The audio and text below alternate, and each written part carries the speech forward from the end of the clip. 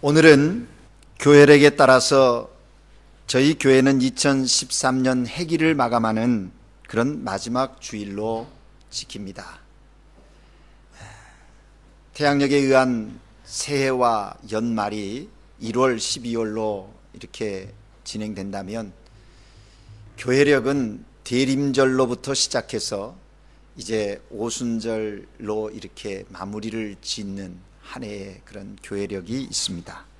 거기에 근거해서 저희들은 11월로 마감을 하고 12월부터 또 새로운 해기를 시작하는 그런 절차를 밟고 있는 것이죠. 또 지난 6년 동안 혹은 3년 동안 교회학교를 통해서 배우고 성장한 아이들, 그 성장을 기념하면서 또 축하하고 격려하면서 또 그들을 말씀으로 아버지와 같은 부모, 영적 부모와 같은 마음으로 양육한 선생님들의 그 양육의 수고를 우리가 함께 생각하면서 하나님께 감사하는 그런 교회학교 수료 감사 예배로 오늘 드리게 됩니다. 이렇게 마지막 주일쯤 되면 사람들의 생각 속에 또 이야기들 속에 오고 가는 주제가 무엇입니까? 이제는 과거를 잊고 새 출발합시다. 지나온 한 해에 여러 일들이 많이 있었지만 이제 새롭게 맞이하는 해에는 우리가 참으로 또 소망하면서 기대하며 나아갑시다. 뭐 이런 마음의 기대들을 고백하면서 이 시기를 보냅니다. 그러나 오늘 저는 본문 말씀을 통해서 하나님께서 우리에게 무엇을 말씀하시는지 들으려고 합니다. 특별히 사람들은 시작과 끝에 관심이 참 많은데 정말 시작과 끝이 중요한 만큼 또 그 시작과 끝 사이에 진행되어지는 과정들은 어떠한 것인가 한번 깊이 생각해 보려고 하는 것입니다. 사람들이 삶을 살아가면서 어떤 일을 시작한다, 끝을 낸다 라고 할 때 특별히 여러 가지 행사를 갖는 것을 보게 됩니다. 회사가 업무를 시작하면 시무식을 하지요. 또 어떤 큰 공사를 시작할 때에는 그 시작의 점에 맞춰서 기공식이라는 것을 하기도 합니다. 또 어떤 분이 직분을 맡게 되어지면 취임식을 하는 거예요. 중요한 행사가 있을 때에는 바로 행사를 진행하는 것이 아니라 행사를 알리고 시작합니다 라고 하는 그런 의미를 담은 개막식이 있다 하는 것입니다. 예수 믿는 사람들도 무슨 일을 시작할 때마다 어떤 세레모니를 하고 있는 것도 보게 됩니다. 개회 예배를 드리는가 하면 개업 예배도 드리고요. 또 주님의 몸된 교회를 이렇게 설립하기 위해서 의견이 맞아지고 모아지면 설립 예배를 또 하나님께 드리기도 한다 하는 것입니다. 시작할 때만입니까? 마칠 때도 마찬가지입니다. 폐회식이 있고 폐막식이 있고 종업식이 있고 또 이 어떤 단체를 구성해서 진행했으면 이제 해단한다라고 하는 해단식도 하는 거예요. 인생의 삶에 있어서도 마지막을 알리는 이 땅에서의 삶의 끝을 이야기할 때 죽음 앞에서 우리는 임종의 예배도 드리는 것이 사실입니다. 그런 점에서 보면 시작과 끝은 인생의 삶에 있어서 참 중요한 의미를 가지고 있는 것이 사실입니다. 하나님도 시작과 끝에 중요한 의미를 부여하시는 분이신 것을 볼 수가 있습니다. 예수님의 별명 가운데 나는 알파와 오메가다 라고 말합니다. 계시록 22장 13절에 보면 나는 알파와 오메가요 처음과 나중이요 시작과 끝이다 그렇게 말씀하고 있다는 거예요. Yo soy el alfa y la omega, el principio y el fin. 그러니까 처음 나중이다 그렇게 얘기해요. 여기 알파라는 말은 헬라어 알파벳의 첫 글자이고요. 오메가는 그 헬라어 알파벳의 끝 글자가 이 오메가입니다. 그래서 알파 오메가라는 말은 시작과 끝이다 그런 뜻을 의미를 가지고 있다는 것입니다.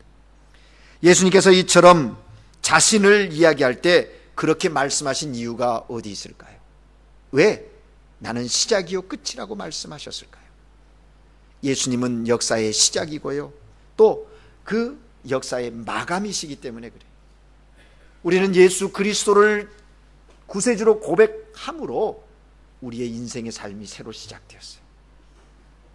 과거의 삶은 십자가에 죽고 그리스도로 말미암아 새로운 피조물 되어서 누에바 에스크리아뚜라, 새로운 사람이 됐다는 거예요. 크리아뚜라, 새로운 사람이 됐어요. 그래서 새 피조물 되어서 이제 그리스도 안에서 새로운 삶을 사는, 그 삶을 사는 그리스도인으로 사는데 주님이 다시 오심으로 이 땅에 마지막이 오고 영원한 삶에 이르게 되어지는, 예수 그리스도로 말미암아 영원의 삶을 누리는 그런 사람들이 되었다는 거예요.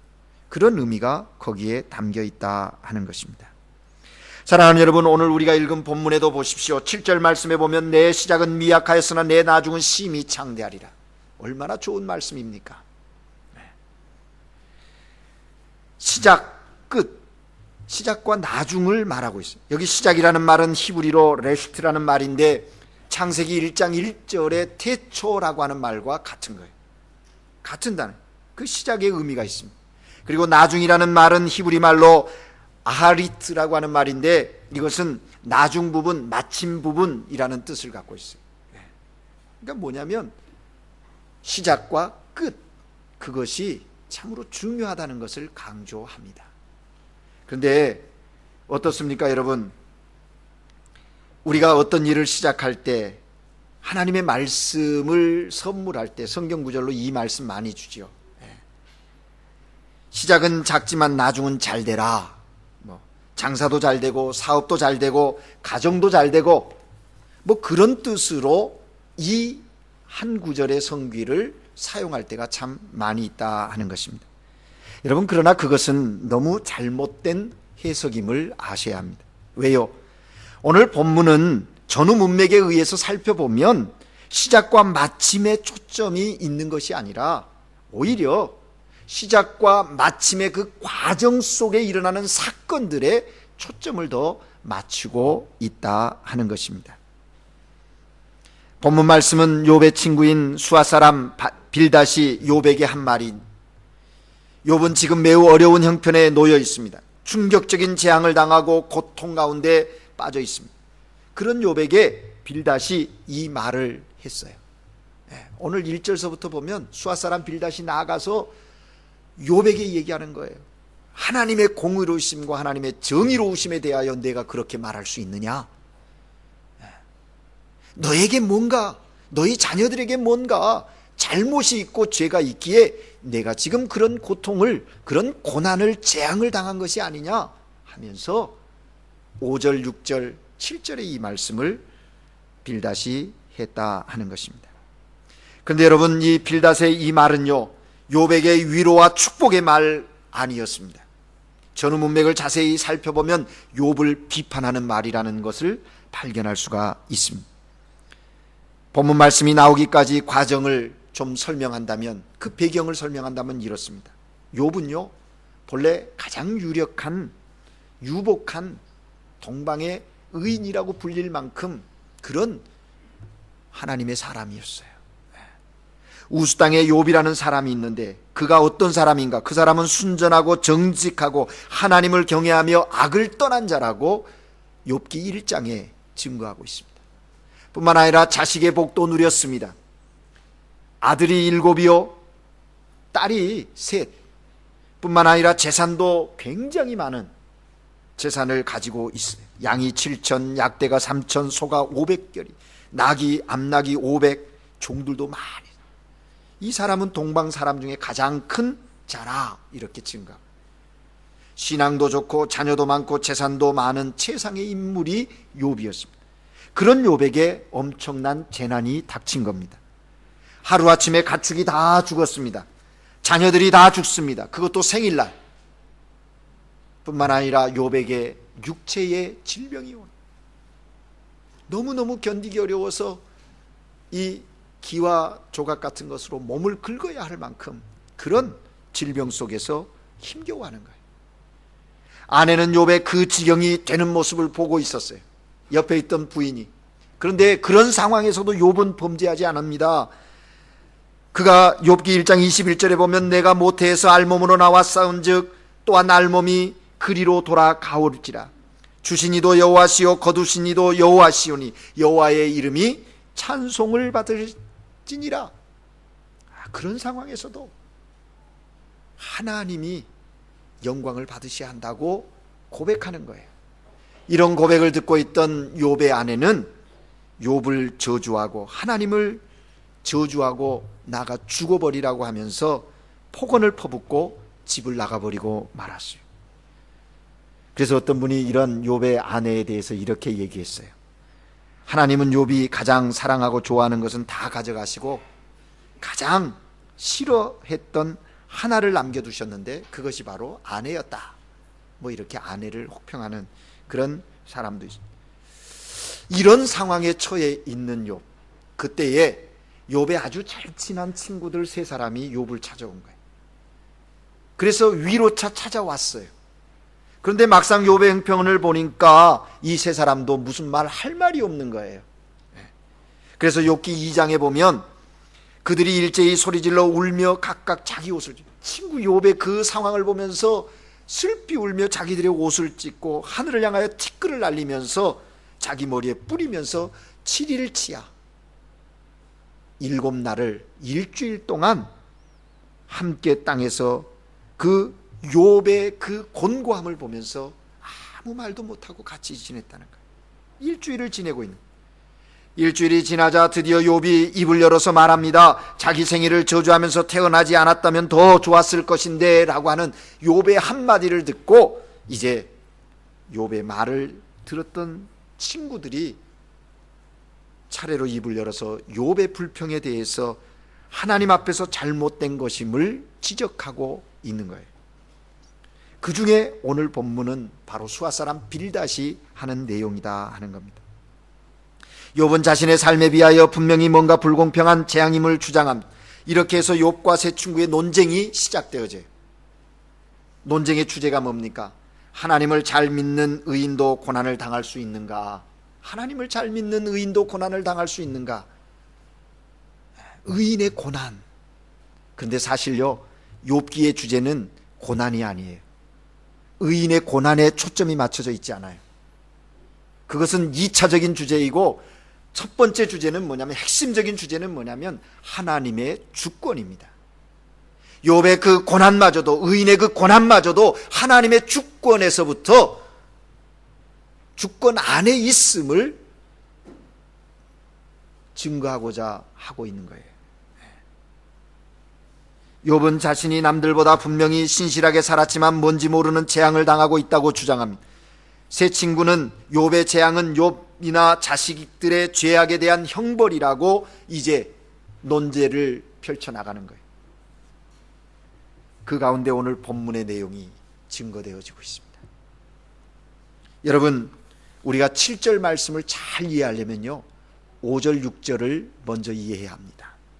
내가 만일 하나님을 부르지런히 구하며 전능하신 이에게 빌고 또 청결하고 정직하면 정녕 너를 돌보시고 내 의로운 집으로 형통하게 하실 것이라. 시작은 미약하나 내 나중은 창대하리라고 하는 이 하나님의 주권적인 역사가 어떻게 이루어지는지 하나님은 빌닷을 통해서 말씀하고 계신다 하는 것입니다. 무조건 시작은 작아도 나중은 잘 된다는 그런 말씀이 아니에요. 부지런히 하나님을 찾아야 합니다. 정직하고 정결해야 한다고 말합니다. 그렇다면 무엇을 시작해도 마침내 잘 될 것이라는 그런 뜻을 가지고 내 시작은 미약하나 나중은 창대할 것이다 하는 이야기를 하고 있는 거예요. 그런데 여러분, 이 말을 뒤집으면요, 현재 욥의 고생하는 것은 뭐냐? 내 고생이 뭐냐?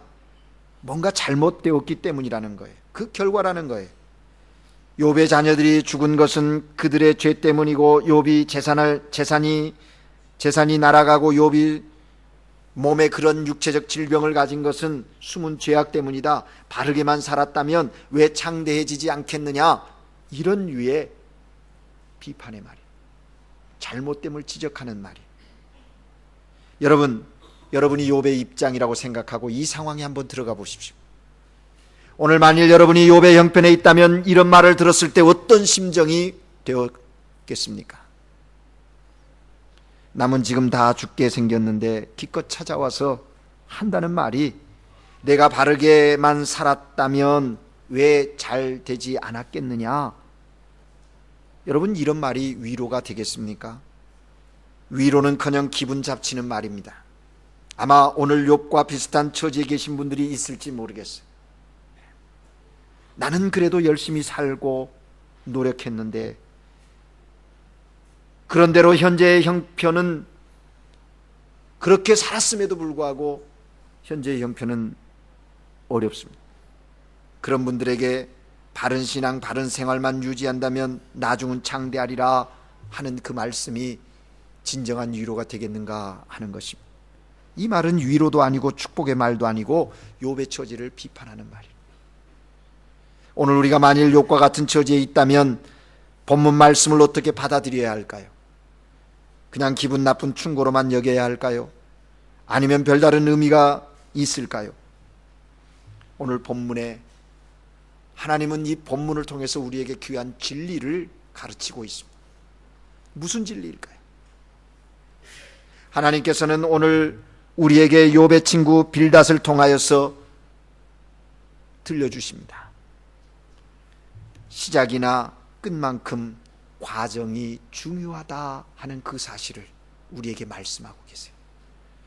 여러분, 세상 만사가요, 시작도 중요하고 끝도 중요합니다. 시작을 잘해야 된다는 거 압니다. 시작했으면 이제 진행에다가 끝마무리를 잘해야 된다라고 많이들 말합니다. 그렇지만 사랑하는 여러분, 더 중요한 것은요, 시작과 끝 사이의 삶의 과정, 이것도 중요하다는 사실을 잊지 말아야 해요. 많은 사람들은 시작했다가 가는 과정 속에 좀 어떠해도 결과만 좋으면 되지 않느냐, 결과적으로는 잘 됐지 않느냐, 이것을 가지고 이야기를 합니다. 그러나 하나님은 그렇지 않아요. 시작에서 과정과 결과까지 모든 부분의 순간순간 하나님은 주권적으로 역사하시는 하나님이시라는 거예요. 오늘 본문 7절 말씀의 핵심이 바로 거기에 있어요. 시작, 끝. 그런데 과정이 어떠한 과정으로 삶을 살아야 하는가? 거기에 대해서 하나님은 5절 6절에서 말하고 있는 거예요. 시작만 해놓으면 다 장대해지겠다? 아닙니다. 개업식, 시무식, 기공식 다 중요하지만 더 중요한 것은 그 이후의 과정이라는 거예요. 과정이 있어야 결과가 나오는 것이죠. 시작에서 곧바로 결과가 나오지는 않습니다. 그래서 어떻게 하라고 하십니까? 하나님을 부지런히 구하며 전능하신 이에게 빌라 신실하신 생활을 해야 된다. 청결하고 깨끗한 정직한 삶을 살라, 그렇게 말씀하십니다. 여러분, 이게 과정 속에 지켜져야 할 그런 우리 그리스도인들의 삶의 모습이다 하는 것입니다. 바른 생각으로 바르게 살아야 된다는 것이죠.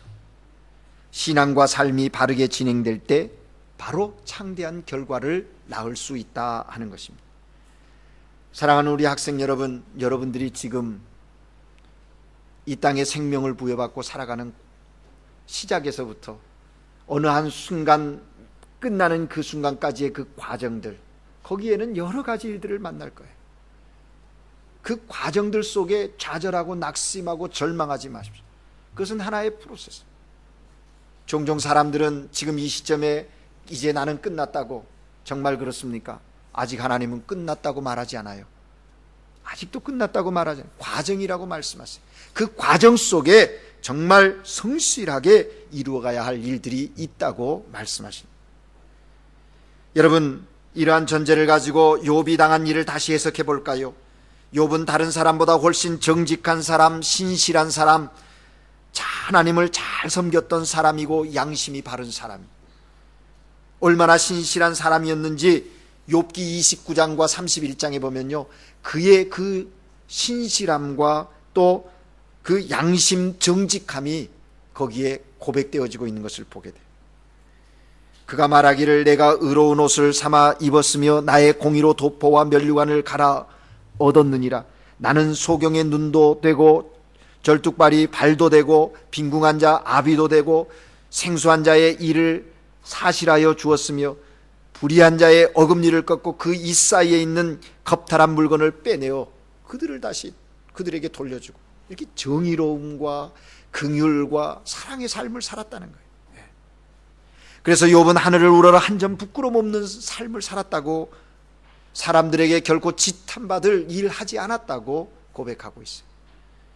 31장에서도 보면 언제 내 마음이 여인의 유혹에 이웃들의 문을 엿보았더냐, 남종이나 여종이 나로 더불어 쟁변할 때 내가 언제 그의 사정을 멸시하였더냐. 멸시한 적이 없다는 거예요. 가난한 자의 소원을 막지도 않았고 홀로 된 여인들의 눈에 눈물을 닦아주었고 홀로 식물 먹지 않고 고아와 어려운 자들을 나눠주고 그들과 함께 더불어 그런 선행을 행하였다는 거예요. 언제 재물의 풍부함과 손으로 얻은 것이 많음으로 기뻐하였더냐. 내가 언제 금으로 내 소망을 삼고 정금더러 너는 내 의뢰하는 바라 하였더냐. 이렇게 하면서 그의 그 신실성과 정직함과 또 하나님을 향한 그 경외의 마음이었다함을 그가 고백하고 있다. 그런데 이런 욥에게 왜 재앙이 내려졌을까요? 이것을 어떻게 해석해야 되겠습니까? 오늘 우리 가운데도 그런 사람이 있을 것입니다. 모두가 좋아하는 사람, 모두가 인정하는 사람, 신앙도 좋고 양심도 바르고 생활도 바르게 하는 사람, 그런 사람에게 힘든 일이 생깁니다. 몹쓸 병이 들기도 합니다. 재산을 잃기도 합니다. 자녀에게 어려운 일 발생하기도 합니다. 그럴 때 우리는 당황하지요. 하나님의 법은 어떻게 된 것입니까? 선한 사람은 복을 받고 악한 사람은 벌을 받는 것이 정상이 아닙니까? 그런데 왜 일이 거꾸로 되는 것입니까? 과정의 법칙이 없어진 것입니까? 하나님이 그렇게도 관심하셨던 그 과정이 무너진 것입니까? 1년을 결산하는 이 시점에 우리는 한번 살펴보아야 합니다. 어떤 사람은 별로 노력을 기울이지도 않았는데 일이 잘 풀리는 것 같고, 반대로 어떤 사람은 1년간 정말 열심히 땀 흘리고 뛰었는데 결과가 없습니다. 그러면 하나님이 말씀하신 그 과정은 어디에 있는 겁니까? 욥의 신실하고 바르게 산 것이 헛것입니까? 그렇지 않습니다. 하나님께서 중시 여기는 그 과정은 여전히 우리에게 유효하다는 거예요. 욥이 당한 재앙은 재앙이 아니라는 말입니다. 그것은 그 과정 속에 일어나는 사건일 거예요. 그것이 끝이 아니에요. 그러니까 어디까지 적용하느냐가 관건인 거죠. 단기간에만 적용하지 말고 길게 적용해야 하는 거예요. 욥의 인생이 잘 될지는 안 될지는 현재까지만으로 가지고 평가할 수 있는 것이 아니었다는 거예요. 이 빌다시 이야기할 그때. 사실 욥의 마지막을 어떻게 증거하고 있냐면요, 욥기 42장 끝나는 장에 보면요, 욥의 마지막 생을 이렇게 설명하고 있습니다. 욥에게 복을 하나님이 주셔서 더하게 하셔서 그가 재앙을 고난을 당하기 전에 그 양과 또 소와 나귀 이런 것들에 곱을 받아요. 아들 7, 딸 3이 다 죽었잖아요. 그런데 또 다시 하나님께서 욥에게 아들 7과 딸 3을 주시는데 그들의 미모가 어떠한지, 그 전국에서 가장 아름다운 미모를 가진 자녀를 주셨다는 거예요.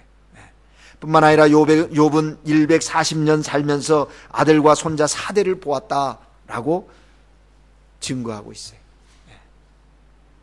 재산이 정확히 2배 늘어나고 잃었던 10명의 자식 대신 다시 10명의 자식을 얻어서 하나님이 주시는 그 복을 누리게 되었다는 거예요.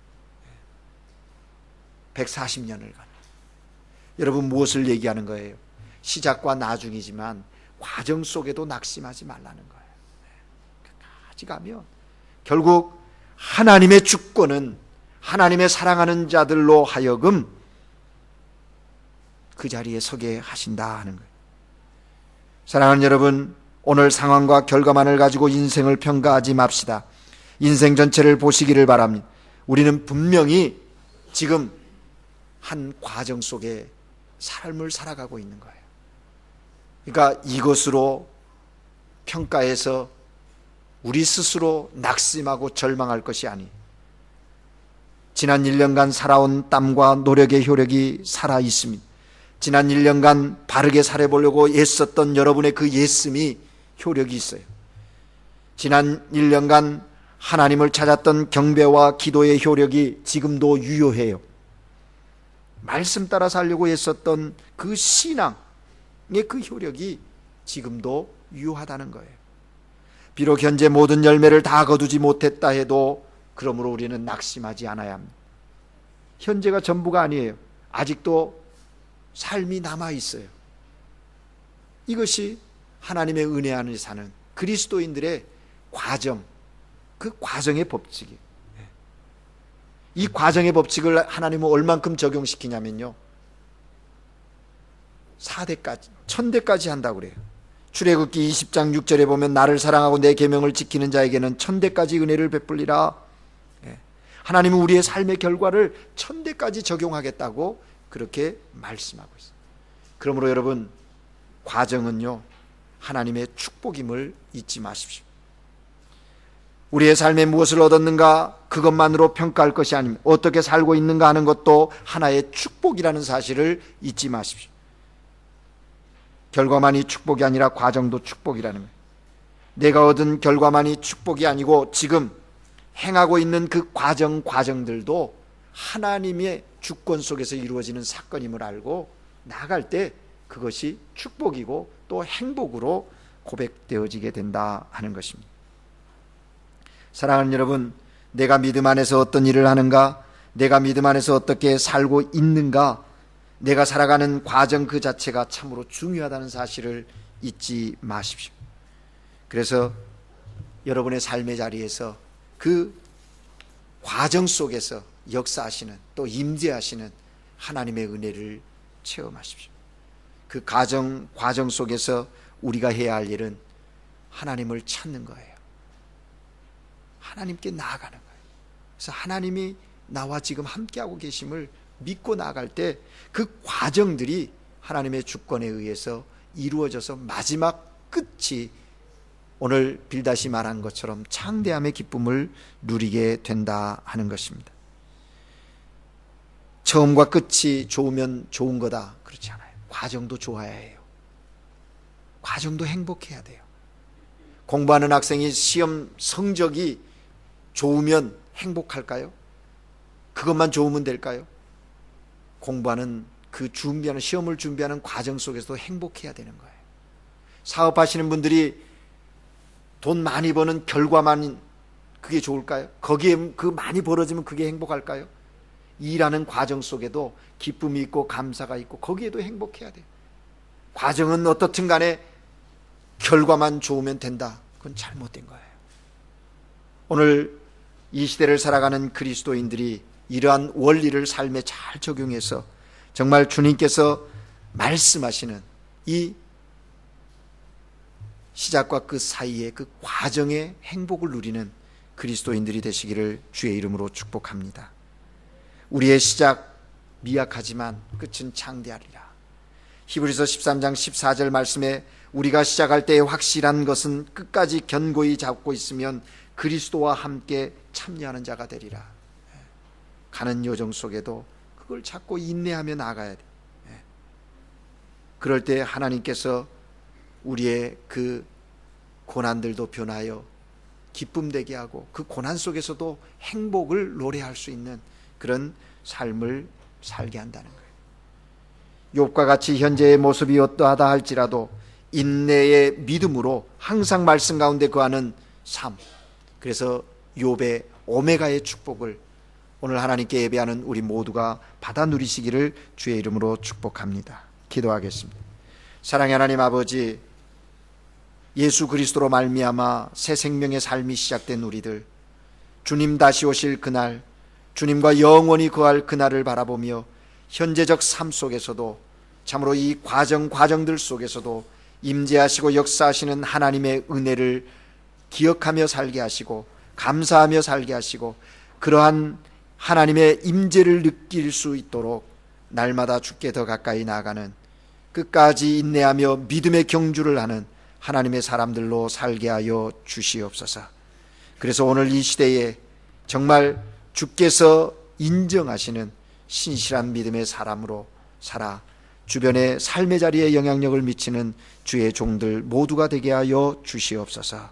우리 주 예수 그리스도 이름으로 기도합니다. 아멘.